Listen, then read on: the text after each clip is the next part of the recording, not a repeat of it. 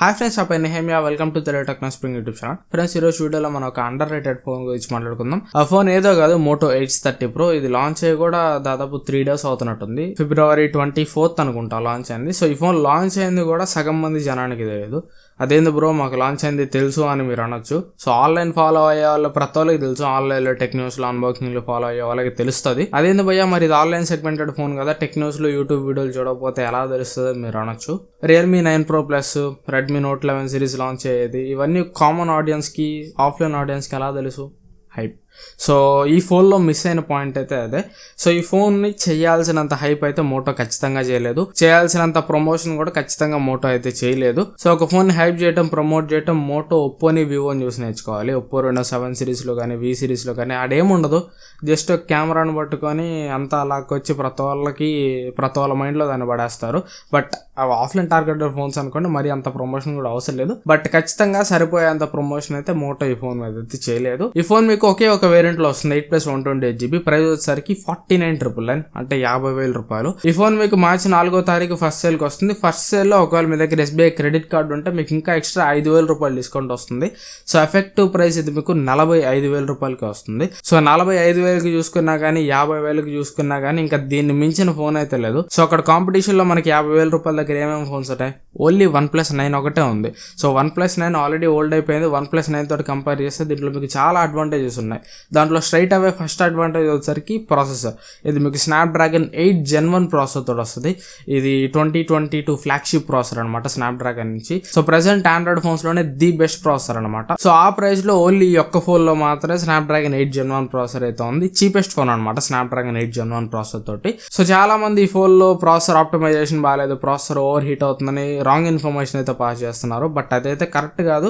Yes ఉంది, కరెక్టే, processor heat అవుతుంది, ఆప్టిమైజేషన్ బాగాలేదు. బట్ అది ఇండియన్ వేరియంట్ లో కాదు, చైనా వేరియంట్ లో. ఆల్రెడీ ఈ ఫోన్ చైనాలో కూడా లాంచ్ అయింది. చైనాలో వచ్చేసరికి X30 అనే పేరుతో లాంచ్ అయింది. దాంట్లో ఆప్టిమైజేషన్ సరిగ్గా లేదు, కానీ మన ఇండియాకి తీసుకొచ్చిన వేరియంట్ లో మాత్రం వెల్ ఆప్టిమైజ్డ్ అనమాట. So no problem at all, భయపడాల్సిన అవసరం అయితే లేదు. అండ్ నెక్స్ట్ మేజర్ అడ్వాంటేజ్, ఆ ప్రైస్ లో ఉన్న ఫోన్స్ తోటి కంపేర్ చేసుకుంటే స్టాక్ యానెడ్ అనమాట. ఇది మీకు స్టాక్ యానెడ్ తోటి వస్తుంది.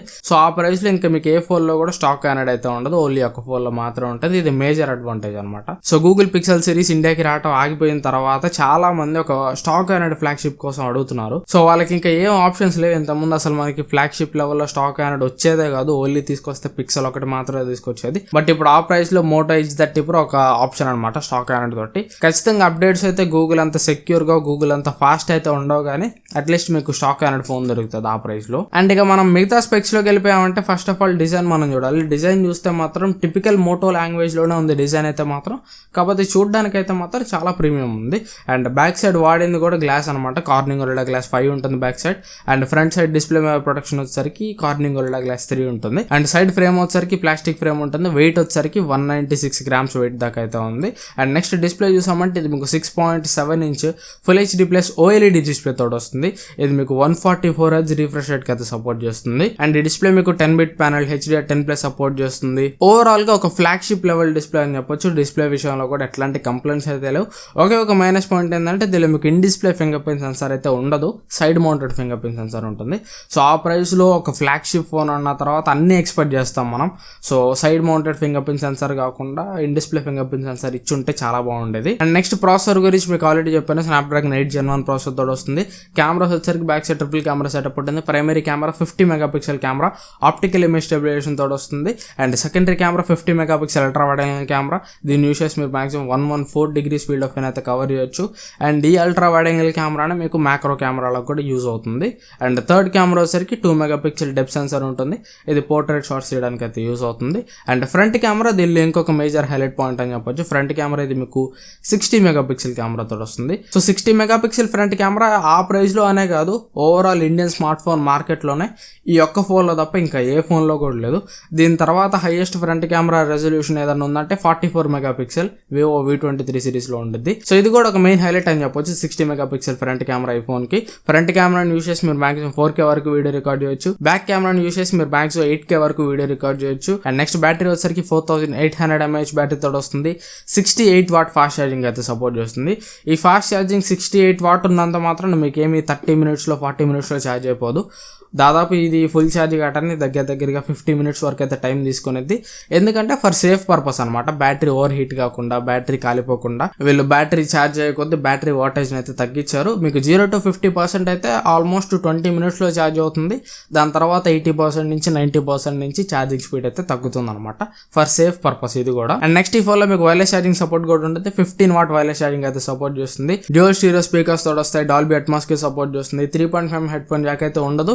అండ్ SD కార్డ్ స్లాట్ కూడా ఉండదు. అండ్ ఈ ఫోన్ మీకు obviously 5G phone, 13 5G bands కి అయితే సపోర్ట్ చేస్తుంది. 5G బ్యాండ్స్ అన్ని మీకు స్క్రీన్ మీద కనిపిస్తున్నాయి. సో ఇది ఓవరాల్ ఈ ఫోన్ స్పెక్స్ అయితే. ఈ ఫోన్ లో మీకు స్పెషల్ గా ఫ్యాన్సీ ఫీచర్స్ ఏముండవు, లైక్ గింబల్ స్టెబిలైజేషన్ అని, world's first selfie camera phone అని, ఇలా ఫ్యాన్సీ ఫీచర్స్ అయితే ఏముండవు, ఫ్యాన్సీ హైలైటింగ్ పాయింట్స్ అయితే ఏముండవు. ఈ ఫోన్ స్పెక్స్ అన్ని కూడా యూనిఫామ్ గా పద్ధతిగా ఉంటాయి. ఎట్లాంటి మేజర్ హైలైటింగ్ పాయింట్ లేకపోయినా, ఎట్లాంటి యూనిక్ సెల్లింగ్ పాయింట్ లేకపోయినా కానీ ఈ ఫోన్ లో ఉన్న ఓవరాల్ స్పెక్స్ ఒక యూనిక్ సెల్లింగ్ పాయింట్. ఎందుకంటే ఆ ప్రైస్ లో ఇంకా ఏ ఫోన్ లో కూడా మీకు స్టాక్ అనేది ఉండదు. ఆ ప్రైస్ లో ఇంకా ఏ ఫోన్ లో కూడా మీకు స్నాప్డ్రాగన్ 8 Gen 1 ప్రాసెసర్ ఉండదు. ఆ ప్రైస్ లో ఇంకా ఏ ఫోన్ లో కూడా 60 మెగాపిక్సెల్ సెల్ఫీ కెమెరా ఉండదు.